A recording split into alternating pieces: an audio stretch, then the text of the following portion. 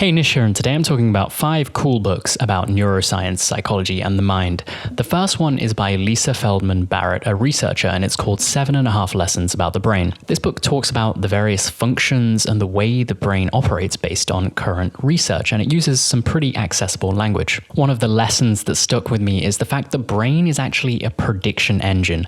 We like to think that our brain takes in inputs from the outside world and then does some calculations, and then we work out what to do based on that.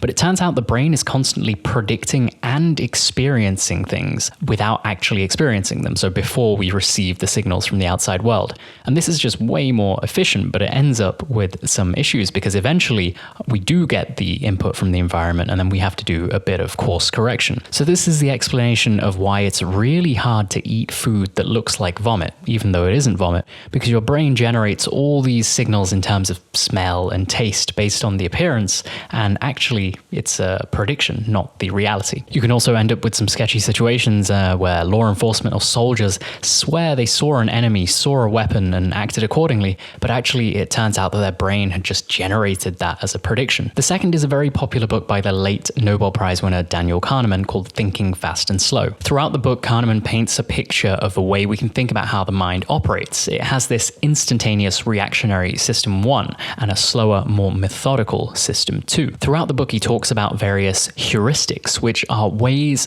that the brain takes shortcuts when we're faced with complicated questions or decisions. It also goes into detail about certain topics like prospect theory, which was the topic that won him the Nobel Prize.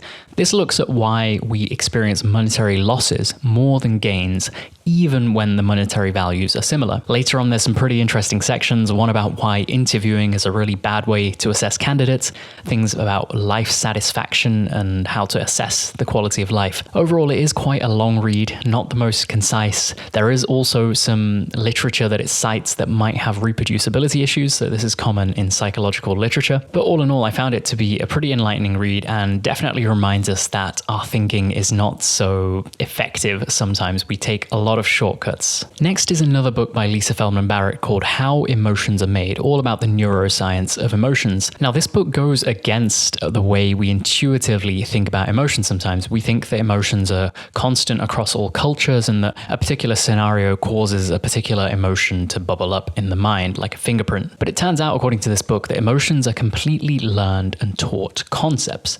Now, the body at a basic level does have what we call affect, which is if something feels good or bad. But an emotion is much more complicated than that. It takes in a full view of the state of the body, the context you're in, and the affect, and then that's a combination of that which results in the emotion. What I really loved in this book is there's some examples where she'll show you a close-up of someone's face and ask you to try and predict it. Now, I won't spoil it, but essentially, without knowing the context of the picture, you can't actually reliably predict the emotion they're experiencing.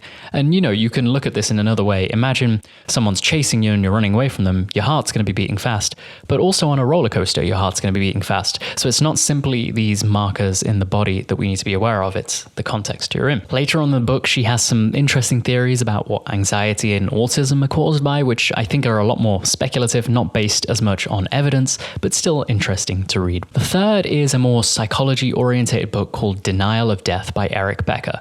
Now, this book is relatively old. It's from about 50 years ago, and it was a little bit trickier to read because of that. So the central theme of this book is that all of our human mental ailments are the result of a suppressed fear of death that we have deep in the depths of our brain. It talks about the idea that we're basically gods among animals in terms of the way we can imagine things and create them in our minds and then create them in reality, but we still have mortality. We still have physical bodies that have physical bodily functions, just like a dog. So in order to bridge the gap between our seemingly unlimited powers and our mortality, we have to use certain systems like religion or societal structures or romance in order to cope with that. Now, some of the ideas in the book are a little outdated, and it does still talk about homosexuality as like a disorder or an illness. So, not everything in there is fully up to date.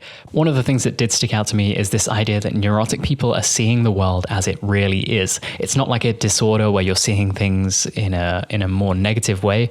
And it turns out, the world is a little bit negative, and maybe we need something to deal with that. The final book book is one of my favorites called The Master and His Emissary, and this is a pretty beefy book by Adam McGilchrist. This book delves into the left and right hemisphere of the brain and their functions, and also later talking about how they affect the societies we build. Now, there's a lot of misconceptions about the left and right hemisphere, or simplifications in pop psychology. There's a lot of misconceptions and simplifications in like pop psychology about the right and left hemisphere, but this book really goes into detail. It cites more scientific studies than I've seen in any other book. Basically, over the years, by studying people who have damage from strokes in particular parts of the brain, we can piece together the functions that each hemisphere provides and also how they work together. You can look at split brain patients who don't have a connection between the hemispheres for that. The title of the book alludes to a little parable. They say that there's this great kingdom and there's a great and wise master, but he can't get to all of the parts of the kingdom, so he hires an emissary to do his bidding and go to the far out parts of the kingdom. So the emissary goes to town, quite far out,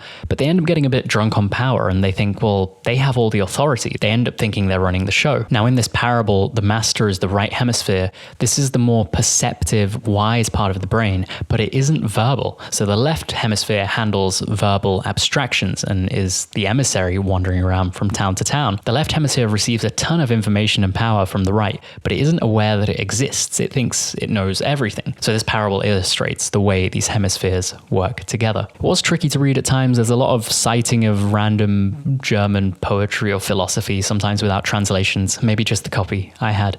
But it was really interesting, especially it talks later how the society we've built is a bit left hemisphere orientated, which has given us tons of progress in abstract areas like science and engineering, but we are becoming a bit schizophrenic as a society, he explains.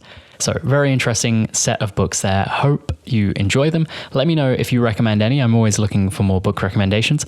Thank you very much for watching, and I'll catch you in the next one.